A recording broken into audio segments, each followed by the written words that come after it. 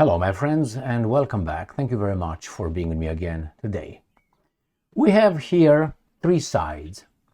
I'm not going to look at the Iranian side. I will look at Israel's side, I will look at the American side, and I will look at the Russian side in relation to Iran. And I would like you to be the judge. I will read for you some statements made by Netanyahu, by Donald Trump, and by the Russians. The Russian ambassador to the United Nations and Putin, while he had a conversation with Netanyahu and with the Iranians. So Putin had a call with both sides. Trump did not. Trump just called the master. All right. And I would like you to analyze these statements and see who is logical, who is the aggressor, who is the liar, who is the person who really doesn't follow or falls into our Western civilization values that we say. Our civilization, the Judeo-Christian culture for some, and Greco-Roman civilization for others. I will start with Netanyahu. And Netanyahu is the prime minister of the sovereign independent state of Israel. And he wants to change the regime in another country, sovereign, independent, and he is actually, his attack on Iran, preemptive strike, they call it, he calls it an attempt to save, to liberate the Iranian people. What if the Iranian people don't want to be liberated by you? Did you ask yourself that? No. Remember, I'm going to use the goat herders logic and our Greco-Roman logic. By the way, the goat herders don't have a logic because they're goat herders, okay? All right, let's start with the first article. This comes from the New Voice of Ukraine. It is from today, June 14th, 2025. Netanyahu says Israeli strike on Iran aims to bring freedom to its people. Okay. Now, question. I want to give you some examples, similarities, or I will give you some, wait a second, too much here. So your neighbor is going to bring freedom to your children from your rule of your house. Now, based on what principle, I would like to know. Is that in the United Nations Charter? What is it? What international law gives you that right? Who are you to assume that you liberate a people? Is this your issue to liberate other people? According to what? If you tell me to your values, then maybe, I don't know, the guys from North Korea should try to liberate us from the United States of America's government. Unless you think that your form of government and your society is better / superior to the other ones, which in the implementation of the same laws, some countries behave better, some countries behave worse. I understand that one. But you want everybody to have the same values and the same norms at the same level? Like, for instance, I guarantee you consider yourself a moral person. I don't think you consider yourself a criminal, a piece of shit.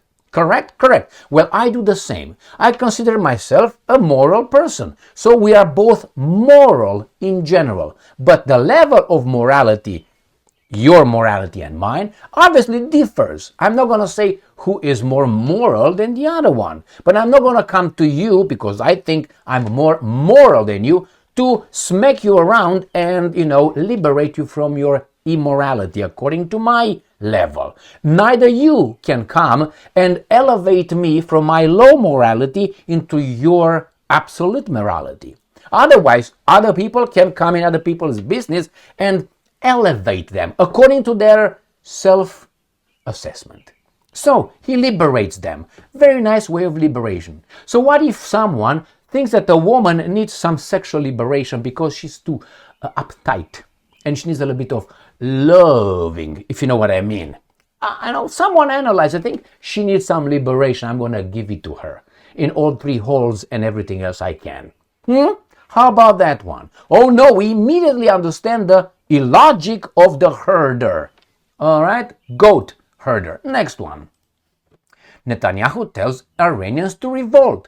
The Israeli Prime Minister called the regime change in Tehran on Friday after launching a massive airstrike on Islamic Republic.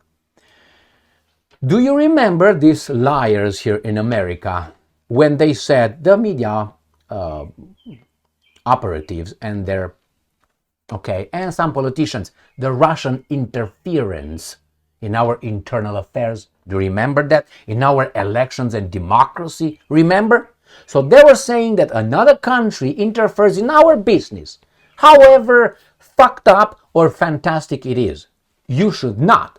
Well, Netanyahu thinks that actually he should do that. They should revolt. That's incitement to changing a regime. Now, I wonder if someone, let's say Venezuela or North Korea again, or whatever country would say, you know what, Americans revolt because this and what do you think that person would be called? What do you think? Is that right? Now, if that's right, that means everybody can do that to everybody. What will be the outcome to that? So this is the herders, goat herders logic. All right, next, let's move to the other imbecile. Russia Today. I gave Iran chance after chance. This is what this guy thinks. If he thinks that is that statement, if Trump thinks that statement, if he believes in that statement, he is a piece of shit. If he doesn't, he's also a piece of shit. But he has the chance that in the first option, he's stupid. In the second one, he's smart and a piece of shit. So either a stupid piece of shit or a smart piece of shit. There's no way out of this. And I will explain why I said that. We'll analyze, not through the, again, herder mentality, but through the Greco-Roman mentality. So, despite the Israeli strikes, the US president has urged Tehran to comply with Washington's demands over its nuclear program before it's too late. The US gave Iran chance after chance to make a deal. This is what he says. Now, first, who are you to give me a chance? We got the same logic and base. Are we nations, independent, sovereign? Can I interfere in your domestic issues? No. Can you? And this is Trump's chance. I gave you this analogy many times. I go to a dealership and I want a car, to buy a car. I'm Trump. And you are Iran. And I say, Iran, so I'm Trump. Hey, Iran, you know what? I want you to give me that car for $1. This is my chance. This is my negotiation. Iran says, but that's impossible, Donald. I can't do that. I can't. I mean, let's talk about it. And Trump says, no. The only thing we're going to talk about it is when you are going to give me that car for $1 that I demand. Your price is irrelevant. The only thing is I tell you to give me that car for $1. And if you don't, you lose the chance of selling it to me for $1. And I will smack you. Now this is Trump, the art of the deal, negotiating style.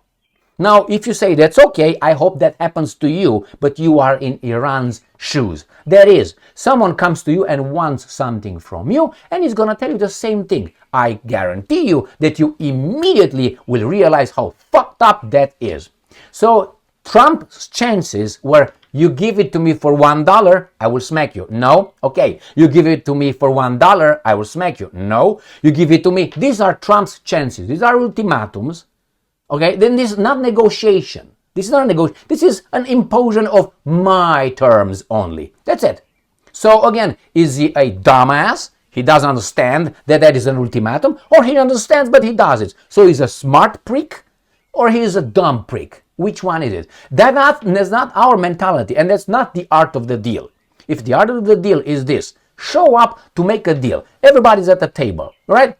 They don't have weapons, and I have an AK-47 loaded on the table. All right, let's make a deal. You see this here? If we don't make a deal, we don't make a deal tonight, out of this room, I will use this against you. Let's make a deal. What do you think will happen? The deal, the terms will be mine. Mine. Why? Because you'll be afraid of my AK-47. You don't have it. So that's not how you make a deal. When you go to a marketplace and you deal with a farmer or you try to buy a produce, you don't go over there and say, you know what, how much is for the tomatoes? I give you this. And he says, no, I don't want. What did you say? How much? I gave you a chance. That's what is the American, our mentality. With Iran, the ones that we, the Western civilization, know. We don't have the Western civilization. These guys have the Western civilization. These guys. And I'm quoting Russia Today. They're not perfect either, so don't get me wrong. Israeli strikes on Iran, quote-unquote, completely unprovoked, Moscow. Attacks on nuclear site pose global risk and cannot be justified, according to Russia's ambassador to the United Nations. All right. Russia's envoy to the United Nations, Vasily Nebenzia, has condemned Israel's recent airstrikes on Iran's nuclear facilities. There you go. So he says, this is a completely, I'm quoting, unprovoked attack, whatever Israel might claim to the contrary, and it constitutes a gross violation of the UN Charter and international law. America should impose sanctions, but no, they are goat herders now. Nebenzia said, and I'm quoting again, responsibility for all the consequences of these actions rests entirely with the Israeli leadership and those who condone it. Chance after chance. All right, next one. This is coming from Russia Today, and I'm quoting, perverted logic. They don't have a logic. The goat herders don't have a logic. To call Israeli attack on Iran self-defense, Russian diplomat says, West Jerusalem has carried out a, I'm quoting, very dangerous provocation, Dmitry Polyansky has told Russia Today.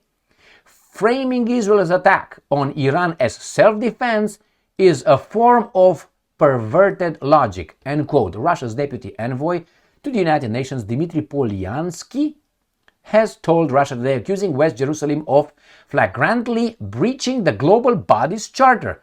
And who's going to enforce it? Nobody, because right there. And look, he's going to bring freedom. It's framed as freedom, liberation of that woman I was talking about a minute ago. And I'm quoting, of course, every country has the right to defend itself. But in this case, Israel launched an aggression, an attack against Iran, totally violating and breaching the US Charter and international law. I cannot imagine how it can be framed as legitimate self-defense, end quote. The authorities in Moscow, and I'm quoting, totally support the Iranian position that it is absolutely inadmissible that nobody should be permitted to act as Israel does. The attack on Iran is a, I'm quoting, very dangerous provocation against international law that was tarnished by these guys all the time, against everything that really keeps our world together, and it can trigger very serious consequences regionally and internationally. Okay, let's move on. Russia Today. Putin holds phone conversations with Israeli Prime Minister and Iranian President. So he's not calling like this piece of what, calling only this piece of what. This guy spoke with both of them. Why is this guy who gave chance after chance, how many times did he speak with Iran's president? I don't think ever. Why? He's too good for them. Why? I don't think this guy would allow him. Let's move on. The Russian president condemned the Israeli attack and extended his condolences to Iran, according to Kremlin press service. Russian President Vladimir Putin has held phone conversations with his Iranian counterpart and Israeli Prime Minister to discuss the escalation in the Middle East following the Israeli strike against Iran. Israel launched a major attack on Iran, boom, and I'm quoting. The Russian president expressed his condolences to the leadership and people of the Islamic Republic of Iran in connection with the numerous human casualties, including civilians, resulting from the Israeli strikes, the Kremlin press service said in a statement. Russia condemns, quote-unquote, Israel's actions, which violate the UN Charter and international law. Putin stressed, according to the statement. At the same time, the Russian leader expressed a readiness to mediate and to continue to contribute to the de-escalation of the conflict between Iran and Israel. Putin also underscored the importance of, and I'm quoting, returning to the negotiation process and resolving all issues related to the Iranian nuclear program exclusively through political and diplomatic means. The ongoing escalation is fraught with the most disastrous consequences for the entire region. Trump called, right here, Trump called Israel's attack as, where is it, very successful. Donald claimed he knew about the impending strikes beforehand, describing them as very successful. You got it? And here's what your leader says. We, Israel and I, gave them a chance and they didn't take it. I told you about the chance, $1 offer imposed. They got hit hard, very hard. They got hit about as hard as you're going to get hit. And there's more to come, a lot more. All right, now you pick your sides. And I hope your side is this. Truth, justice. Not Iran or Israel or the United States of America. In this case, you decide after you analyze the evidence as much as you can. That's why I say stay strong, stay smart, look for the truth, and be just. Because you have to have strength. You have to continue to be strong. You have to continue to be strong, to be smart into looking into things. Look for the truth. Find it in an objective way. Don't discard what you don't like, and then distribute justice. Boof, that's what it is. So, my friends, look for the truth. Have the courage, have the strength to look into it. And be smart. Be smart. And you are smart. That's why I say be smart. Stay smart. Right? Thank you very much for being with me again today. Stay strong because you are strong. Stay smart. Look for the truth and then be just. See you later. Ciao.